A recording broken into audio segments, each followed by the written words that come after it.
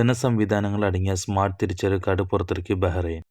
ആഗോള നിയമങ്ങൾക്ക് അനുസൃതമായി അന്താരാഷ്ട്ര യാത്രാരേഖയെ ഉപയോഗിക്കാൻ പാകത്തിലുള്ള ഏറ്റവും നൂതനമായ സാങ്കേതിക സംവിധാനങ്ങൾ ഘടിപ്പിച്ചാണ് പുതിയ തിരിച്ചറിയൽ കാർഡ് രൂപപ്പെടുത്തിയത്. ഇത്തരത്തിൽ travel application ready chip identity കാർഡുകൾ ഉപയോഗിക്കുന്ന GCCയിലെ ആദ്യത്തെ രാജ്യമായി ഇതോടെ ബഹ്റൈൻ മാറും. കഴിഞ്ഞ ദിവസം ഇൻഫർമേഷൻ ആൻഡ് ഗവൺമെന്റ് അതോറിറ്റിയാണ് ഈ കാർഡ് പുറത്തിറക്കിയത്. കാർഡിൽ ബയോമെട്രിക് ഐഡന്റിറ്റി വിവരങ്ങളും ഉൾപ്പെടുത്തും.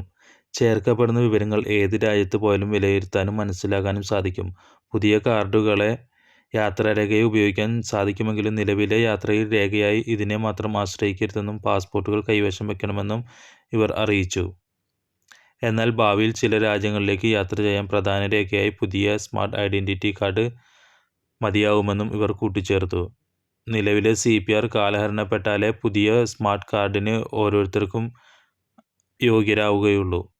കാർഡിൻ്റെ ഭാവത്തിൽ മാത്രമല്ല രൂപത്തിലും ഒരുപാട് കൗതുകങ്ങൾ ഒളിപ്പിച്ചിട്ടുണ്ട്. ബഹ്റൈൻ്റെ സാംസ്കാരികവും പൈതൃകവും അടയാളങ്ങളും ബഹ്റൈൻ വേൾഡ് ട്രേഡ് സെൻറ്റർ പവിഴം മത്സ്യ പൈതൃകങ്ങളും എന്നിവയും കാർഡിൽ അടങ്ങിയിട്ടുണ്ട്.